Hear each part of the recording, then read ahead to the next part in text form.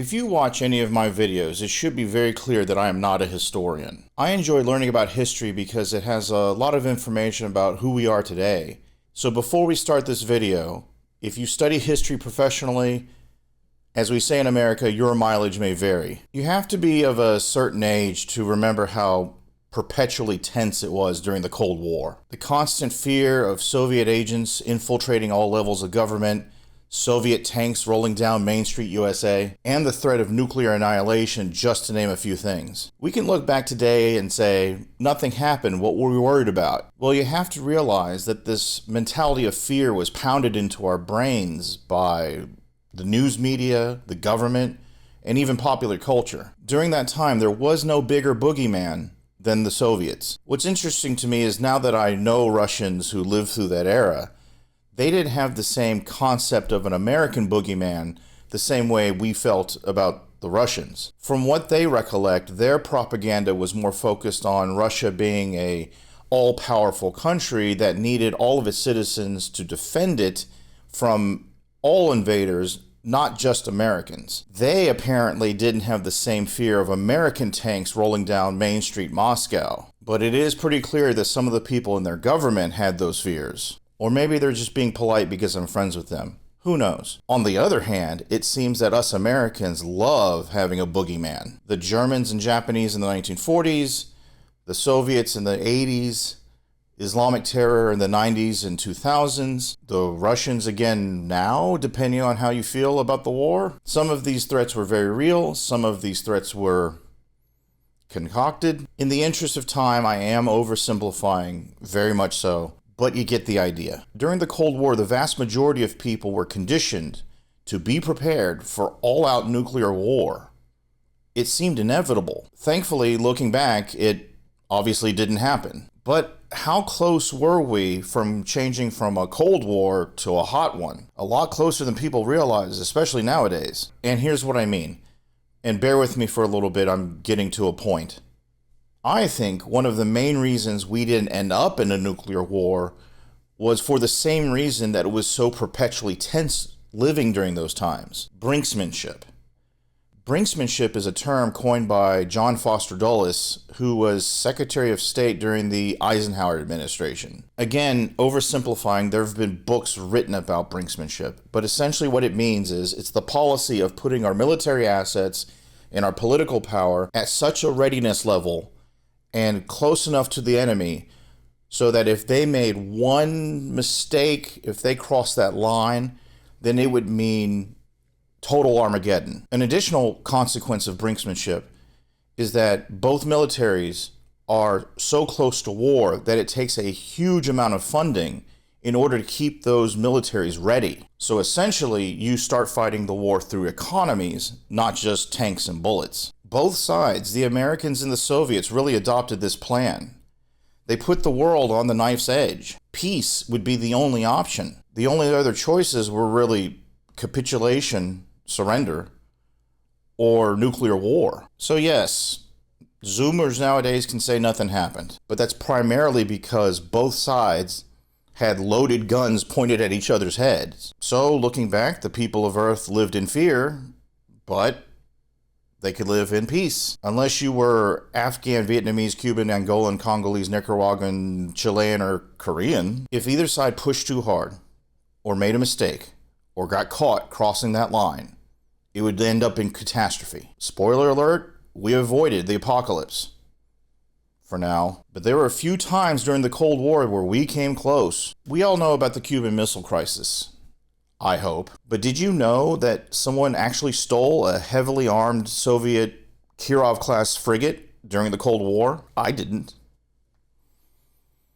Yeah, I did. In 1975, the frigate Storozhevoy, armed with guns, torpedoes, anti-ship missiles, anti-sub missiles, anti-air missiles, just one morning sailed out of port without permission. After allegedly a hard night of drinking by the crew, the chief political officer, because every Soviet ship had one, Valery Sablin, and a handful of his henchmen were able to lock the crew in their own compartments and just set sail. Now, where they were headed was for some time up for debate. The Soviets thought Sablin was taking the ship to Sweden, which is right next door, and defect. It seems now that more information has come to light that Valery Sablin's plan was to sail the ship out of the Sea of Riga back to Russia to the culturally and historically important port of Leningrad. From his powerful ship, Sablin would start a new Russian revolution. He apparently didn't like the Soviet system of socialism, and he wanted to replace it with his own version of socialism. So the Storozhevoy is leaving port, and the Soviets send every ship and airplane they've got after it. Their mission was to bring that ship back to port one way or the other. What's kind of funny is one of the ships chasing the Storozhevoy was also a Kirov-class frigate, which the Soviets then accidentally bombed, thinking it was the Storozhevoy. Eventually, Sablin and his men were caught, and the ship was brought back to port. According to records, Sablin and his men were given perfectly fair trials and then perfectly fair hangings for their efforts. Story number 2. In 1968, somewhere in the Pacific, the Soviets lost track of K-192, a Golf II class ballistic missile submarine. That's one of those submarines that can shoot nuclear missiles, in case you didn't know. So the Pacific Ocean's a big place. The Soviets looked for a long time, but eventually they gave up. The Americans, however, using their sonar installations, were able to triangulate and locate the wreckage of K-192. So here comes the U.S. government and the U.S. intelligence services. They hatched a plan to outfit a ship that could go out into the middle of the Pacific and reclaim the wreckage of K-192. The mission, called Project Azorian, was led by, you guessed it, the CIA. The CIA partnered with Howard Hughes, yes, that Howard Hughes, in order to construct the Hughes Glomar Explorer. Howard Hughes would tell the public that he was going to be getting into a new business of undersea mining, so it would be more reasonable for Hughes to build a ship that was suitable for undersea mining. In actuality, it would be a recovery vessel disguised as a mining ship. However, from the outside, it looked like any other cargo ship, so it didn't draw too much attention. In 1974, so 6 years later, the CIA was able to sail the Hughes Glomar out to the middle of the Pacific where the K-192 was sunk. Along the way, the Hughes Glomar actually encountered several Soviet ships who were a bit suspicious about the activities in the area. It is reported now that the Soviets actually did find out about Project Azorian, but couldn't get the assets into the middle of the Pacific in time to intercept. Time was of the essence. Under significant threat of being discovered by the Soviets and using substandard, no pun intended, material for the grappling mechanism, the Hughes Glomar Explorer actually botched the raising of K-192. The grappling mechanism went around the sub just fine, but when it lifted, one of the arms broke,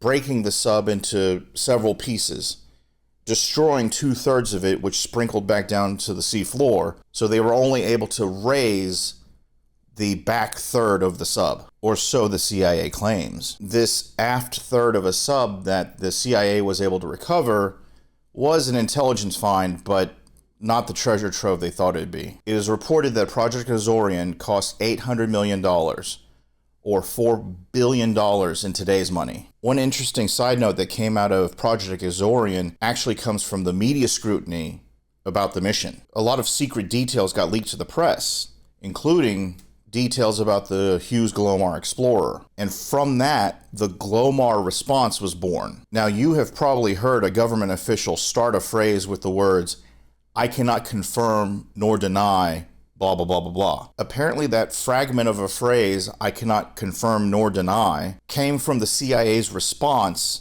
to media questions about the Hughes Glomar, thus forever naming it the Glomar response.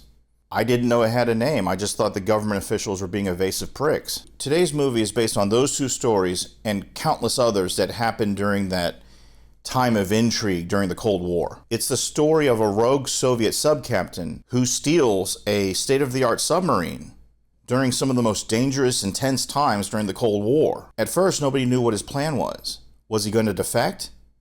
Was he going to pull up to the East Coast and jumpstart the war? Both sides mobilize their massive fleets, and the North Atlantic becomes the most dangerous place on Earth. One mistake, intentional or not, could have started World War III. and nuclear Armageddon. This is the story of the 1990 film, The Hunt for Red October.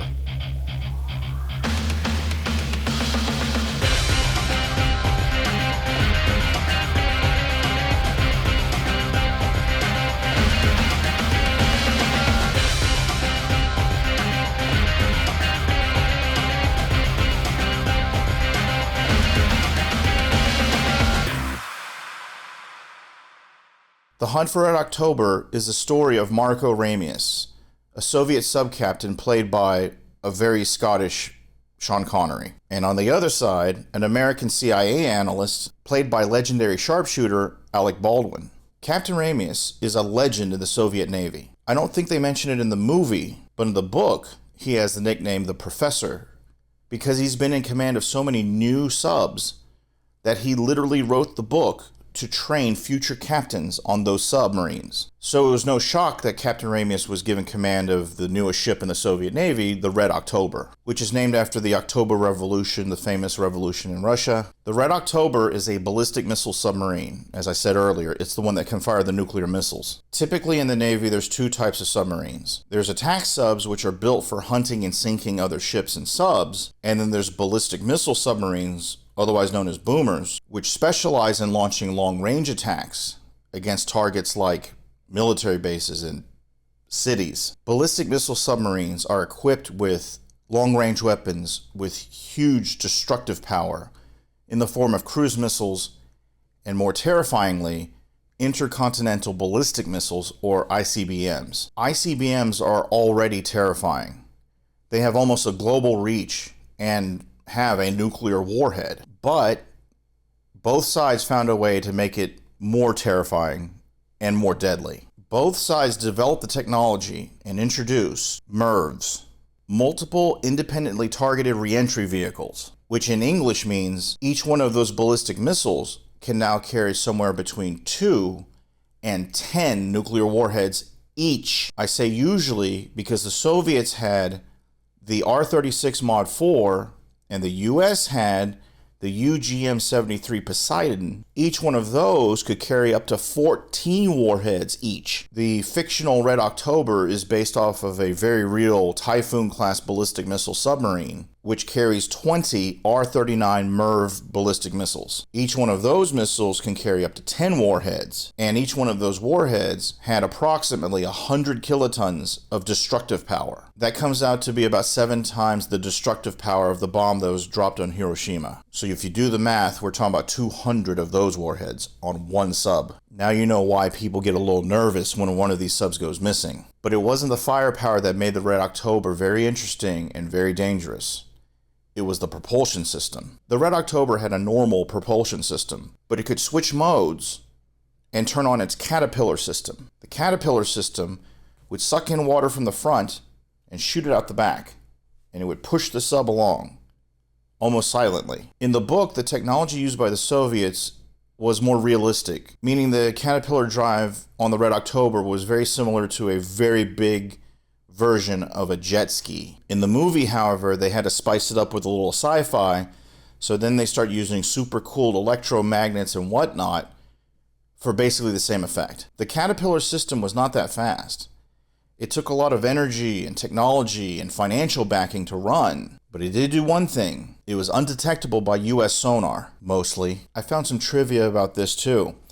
After Tom Clancy released the novel The Hunt for Red October, some members of Congress read the book and then went to complain to the CIA, asking why the Russians were able to develop this fictional propulsion system before the Americans could. But members of Congress are not known for their intelligence or ability to read. Tom Clancy came up with the Caterpillar system just from doing research using information that was publicly available. Even today, the Caterpillar system is not a thing being used on subs, as far as we know. It sort of exists the way it's described in the movie, but it's too expensive, uses too much power, and ironically makes too much noise for it to be useful for the Navy. Also, we have different ways of tracking submarines nowadays other than just sonar, I've heard. But at the time, the Red October was a weapon of unimaginable destruction which was able to go anywhere it wanted without being detected or tracked. The biggest threat it represented was a change to the status quo. We talked about brinksmanship earlier. This sub crossed that line. The way it was built and its function meant it wasn't a deterrent to war, but a first strike weapon. This is what really got the US government's attention. The Red October could kind of squirt along in the Atlantic Ocean, pull up to the East Coast, and launch missiles before anybody in America knew what was happening. So here comes Jack Ryan, CIA analyst, military historian, and author. And he was on the case, more from a theoretical or research perspective. Nothing more. He wasn't an agent. He was a researcher. The case of the Red October caught his attention because there were some secret photos taken of the ship before it was put out to sea, and you could see the opening at the front and the end of the sub. They were too big to be torpedo tubes, and normally you fire ballistic missiles this way, not that way. So this was a kind of research project for Jack Ryan. And then he found out that the openings at the fore and aft of the sub may be some sort of new propulsion system. But then the second bit of breaking news hit Washington, or should I say Langley. Captain Marco Ramius, having set sail from the Russian sub-base Polnary in Murmansk, sent a message to the Russian government, letting the Soviets know that he was leaving Russia, taking their brand new sub, and defecting to the United States. The Americans didn't know all this information yet. All they knew was that there was a new and scary submarine in the Atlantic, and now the captain had gone rogue. Was Captain Ramius crazy? Was he going to defect? Was he going to start World War III? Nobody knew. Jack Ryan, who's been researching this case, believes that Ramius is going to defect. Everyone else in the United States intelligence community is leaning more towards the more reasonable and consequential outcome, which is they think that Captain Ramius is sailing to America to start World War III. So the Soviets launched their massive fleet to go hunt down Ramius. The Americans do the same thing. Like I said earlier, neither side was going to blink on this one. One little mistake and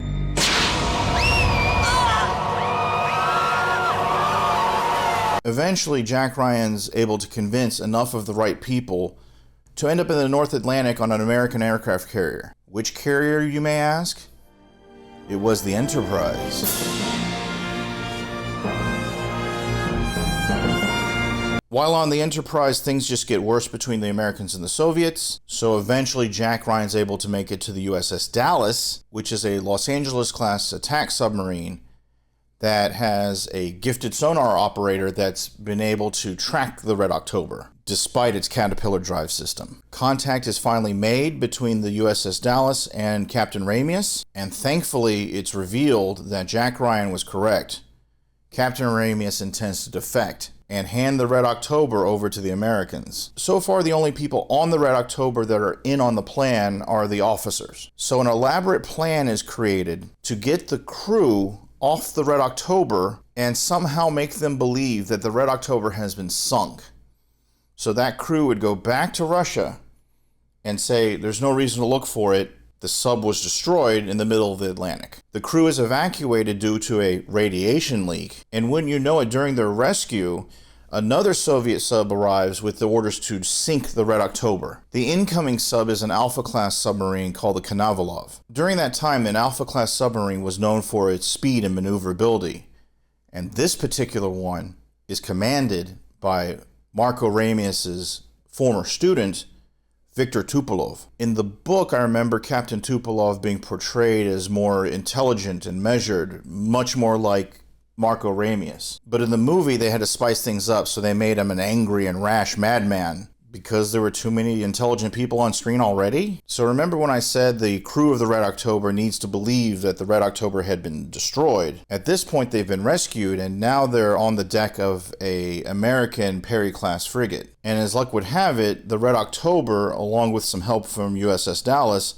was able to destroy the Konovalov. And it was close enough to the surface so that the crew of the Red October who were watching thinks that the explosion is from the Red October being destroyed.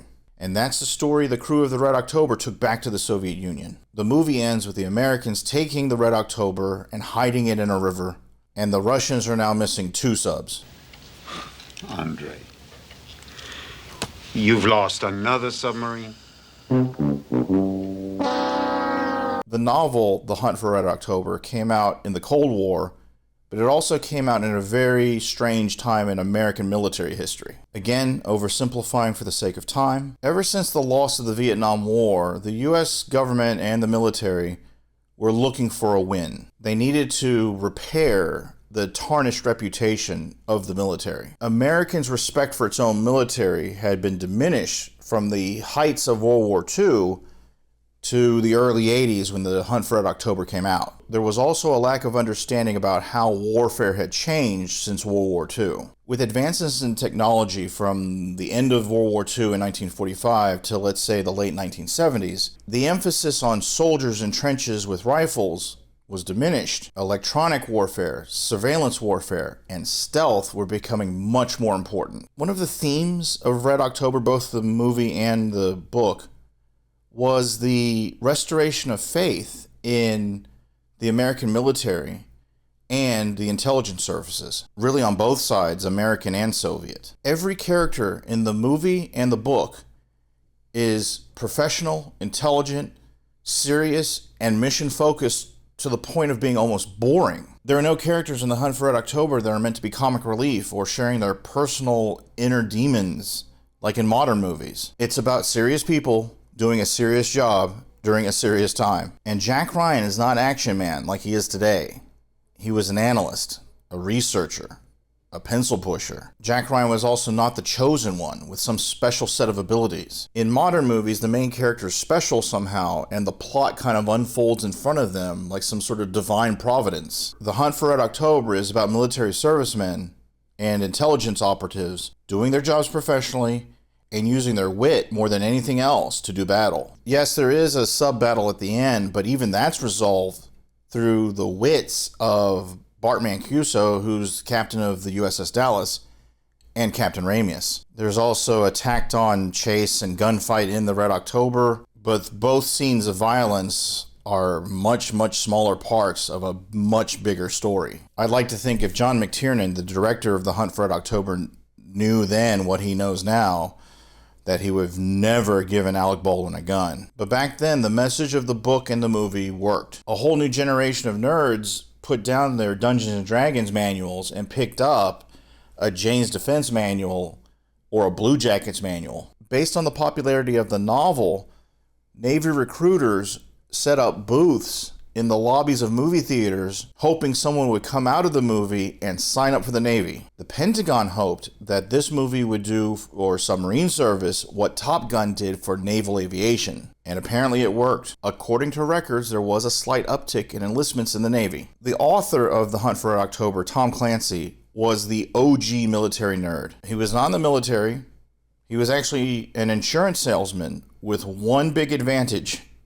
He liked to read. His research and predictions were so spot on that throughout the authoring of all his novels, he was accused of stealing military secrets several times. By the way, Red Storm Rising was the best one of his books. I will die on that hill. The truth was, Tom Clancy was just a smart guy that did his research and made reasonable predictions based on the technology and tactics available at the time. On YouTube, there's plenty of interviews of and presentations by Tom Clancy. After watching those interviews, I can say this, and I mean this with no disrespect. Number one, it is apparent that he thought that he was the smartest guy in the room, and usually he was right. Number two, he absolutely adored the U.S. military and especially the U.S. intelligence services. It would have been very interesting if he had lived long enough to see modern times. Maybe it's better he didn't. Number three, he loved women. And from his interviews, it seemed like he loved them a lot. He was kind of a dumpy nerd with Coke bottle glasses, but after the success of his novels, he was a rich dumpy nerd with Coke bottle glasses. I don't judge the guy. More power to him. I'm just pointing this out because in his novels and in the movies, there is a lack of female representation anywhere. In Hunt for Red October, the movie, there's only 5 women total in the movie, and only 3 of them receive credit. 2 of them are Jack Ryan's wife and daughter. His wife was played by Gates McFadden, who was on a break from Star Trek The Next Generation. The second person to receive credit was his daughter, and the third woman to receive credit in that movie was one of the two flight attendants, and the fifth one is in the background at Skip Tyler's submarine factory. That's it. Everyone else is a man. It's a great movie. And finally, Tom Clancy hated the Ruskies. He was a Reagan-era war hawk through and through. As a matter of fact, Tom Clancy credits his rise to fame to Ronald Reagan because President Reagan received a copy of The Hunt for Red October as a Christmas gift. He apparently loved it and was seen several times carrying that book around as he read it multiple times. After he was spotted carrying this book, sales for the book went through the roof. And the rest, as they say, was history. Tom Clancy was the ultimate Cold Warrior. It's up to you whether you think that's a bad thing or not. His mentality, along with those in government who thought like him, that military supremacy and brinksmanship was a path to peace, won the Cold War in favor of the United States. Where I start to have issue is after the Cold War's over and the Soviet Union collapses, where do these people go? Where does the military-industrial complex and the intelligence agencies go when there's no longer a threat of Soviet tanks coming down Main Street, USA? We're getting a bit off topic here, but we apparently had three options. Number one, you can replace your enemy with a new threat. Number two, you could bring back an old threat. Or number three, you can go to proxy nations and help them with their threats. Well, you know Americans, we love a buffet. We did all three. But that's why in a roundabout way, I can like Tom Clancy, love his novels, but object to that mentality being used today. But that's a conversation for a different video. Back to The Hunt for Red October. In every video I've made about movies, I try to find some interesting trivia about the production of these movies. Hearing about the behind-the-scenes drama helps me appreciate how a bunch of coked-up sexual deviants can produce some of the greatest movies of our time. We're going to do this part in rapid succession, so here's number one. Sean Connery, in preparation for this role, was actually allowed to serve aboard the USS Puffer submarine and allowed to give commands while underway, with the captain standing right next to him. Number two, I remember this from my Blockbuster days. When the VHS came out, it was red, which was earth-shattering in those days because all the VHS tapes were black back then, except for that one. Number three, they wanted Harrison Ford. Harrison Ford wanted too much money and thought the movie should be more about Jack Ryan than Marco Ramius. So Harrison Ford was out. Alec Baldwin came in for much less money. Him and Gates McFadden were, I think unfairly, led to believe that they would have the roles in Patriot Games, the second Jack Ryan movie. However, after the success of Hunt for Red October, Alec Baldwin asked for more money. The studio said, for that kind of money, we can get Harrison Ford. So not only did Alec Baldwin screw himself out of Patriot Games, he also screwed Gates McFadden out of Patriot Games. And then, because Harrison Ford was now playing Jack Ryan in Patriot Games, he was no longer available to play the scientist in Jurassic Park, which Sam Neill, who was the first officer in Red October, went on to play. 30 years later, Alec Baldwin was still so mad he ended up shooting and killing some lady. Allegedly. Number four, allegedly $20,000 was spent on Sean Connery's toupee. After principal filming was over, he thought he was done and he grew a ponytail. They had to do reshoots. They brought him back in. Sean Connery said, I'm not cutting off my ponytail. So they had to spend $20 large to get a special toupee that would not only hide the baldness, but also the ponytail. Number five, the USS Houston, which plays the USS Dallas in the movie, accidentally struck a tugboat, killing one of its crew. The bottom line is, it's a miracle that any movie has ever been made, ever. The Hunt for October is a great movie by itself. If you watch the movie, which I'm assuming you have since you're here, and like the military techno jargon, then I would suggest checking out some of Tom Clancy's other novels. Red Storm Rising is my favorite. Without Remorse is really good.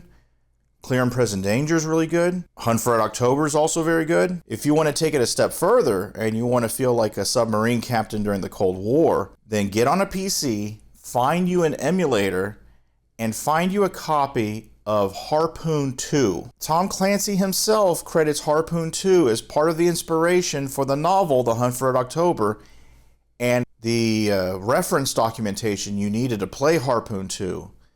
All the ship loadouts, all the details and speeds came in this binder of documents that you could flip through. It's public information, but it was all put together and researched by the people who made Harpoon 2, and Tom Clancy used it as a reference for Hunt for Red October. They don't make games like that anymore. I remember playing that game on my Commodore 128. We didn't have a 64. We weren't poor losers.